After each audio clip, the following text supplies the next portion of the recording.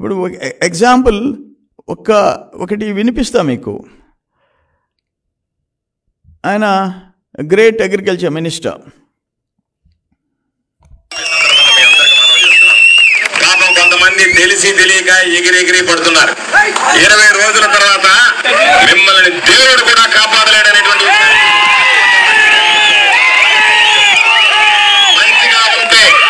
మంచిగా ఉంటే ఎంత మంచిగా ఉంటారో మీరు ఒకవేళ ఎవరన్నా ముచ్చట పడుతున్నారేమో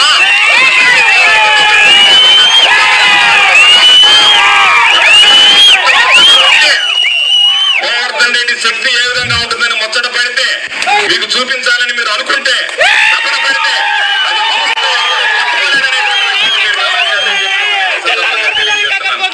మంచిగా ఎంత మంచిగా ఉంటారో చెడు తిరిగితే నేను ఏడడం మొదలు పెడితే ఈ గ్రామంలో కూడా ఉండకుండా వెళ్ళిపోయినటువంటి పరిస్థితి. మంచి కాదు అనుకునే కనుక ప్రవర్తిస్తే ఏమీ ఇబ్బంది ఉండదు. ఒక్కసారి మీరు తట్టి లేపుతున్నారు, లేచిన తర్వాత ఏమవుతానేటువంటిది కూడా ఒక్కసారి మీరు ప్రతిసారి తనామన అనేటువంటిది ఒకటి ఉండేది. ఎవరో ఒకరు తీసుకొచ్చి చెప్పేవాళ్ళు పానీలు అనుకునేటువంటి వాడిని.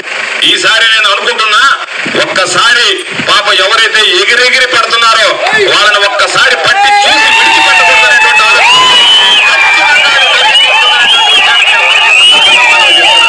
మీ అందరికీ నేను చెప్పేది, ఈరోజు ఈ ప్రాంతాలకు సంబంధించిన సంబంధం లేనటువంటి వాడు రేపు ఇక్కడ ఉండేటువంటి వాడు ఒకడు బెంగళూరుకు పారిపోతాడు, ఇంకొకడు హైదరాబాద్కు పారిపోతాడు. కాబట్టి మిర్రి పడ్డం అనేటువంటిది పెద్ద పని కాదు నాయన. కాస్త నేల విడిచి సాము చేయకుండా నేల మీద ఉండి సాము చేయడం అలవాటు చేసుకోండి. ఆయన ఇచ్చిన వార్నింగ్ 20 రోజుల తర్వాత తెలుగుదేశం వాళ్ళు ఎవరు స్థానికంగా ఉండలేరంట, బతకలేరంట. ఏంటిది? డెమోక్రసీ సచ్చిందా ఆంధ్రప్రదేశ్లో? ఏమనుకుంటున్నారు మీరు? అన్ఫార్చునేట్. ఈ విషయంలో నేనేమంటాను, రేపు మా గవర్నమెంట్ వస్తుంది, నో డౌట్. మినిమం 135 వస్తున్నాయి. మీ మాదిరిగా వై నాట్ 175 ఈ మేము చెప్పటంలే. మీకు కడపలో మీ పరిస్థితి ఏంటి? కడపలో కనుమరుగయ్యే పరిస్థితి వచ్చింది. నేనేం చెప్పాడు జగన్మోహన్ రెడ్డి, కడప సిటీలో మా అంజాద్ బాషా తప్పులుంటే మన్నించండి, నన్ను చూసి ఓటేయండి అని చెప్పుకోవాల్సి వచ్చింది ఒక డిప్యూటీ సీఎం కాన్స్టిట్యున్సీలో. మీ చెల్లెళ్ళు ఇద్దరు చెల్లెళ్ళు, మీ తల్లి నీకు వ్యతిరేకంగా, మీ తల్లి ఆశీర్వదించింది నీకు వ్యతిరేకంగా, నీ పార్టీకి వ్యతిరేకంగా. ఇంకా అంతకంటే ఇంకేం కావాలా? కానీ కడపలో నీ సంగతి చూసుకో, మిగతా పడలే. కడప పార్లమెంట్లో మాకు మెజారిటీ సీట్లు వస్తున్నాయి. కడప పార్లమెంట్లో నెల్లూరు జిల్లాలో చెప్తుండా, ఉమ్మడి నెల్లూరు జిల్లాలో 10కి 10 వస్తున్నాయి. 10కి 10. ఎక్కడ మీరు గెలిచేది? మీరు దాడులు చేసేది 20 రోజుల తర్వాత మమ్మల్ని ధర్మేసేది ఇంపాసిబుల్. మేము అధికారంకి వస్తున్నాం, మేము వచ్చి మీ మీద దాడులు చేసేదానికి కాదు, రాష్ట్రాన్ని బతికించేదానికి, రాష్ట్రాన్ని గాడిలో పెట్టేదానికి, ఈ దుర్మార్గుల నుంచి కాపాడేదానికి.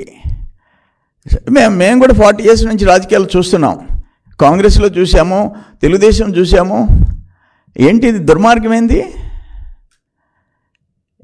మీకు? అసలు ఆ మనిషికి ఉండాల్సిన గుణాలు లేవా? నీకు ఇక్కడ హృదయం లేదా?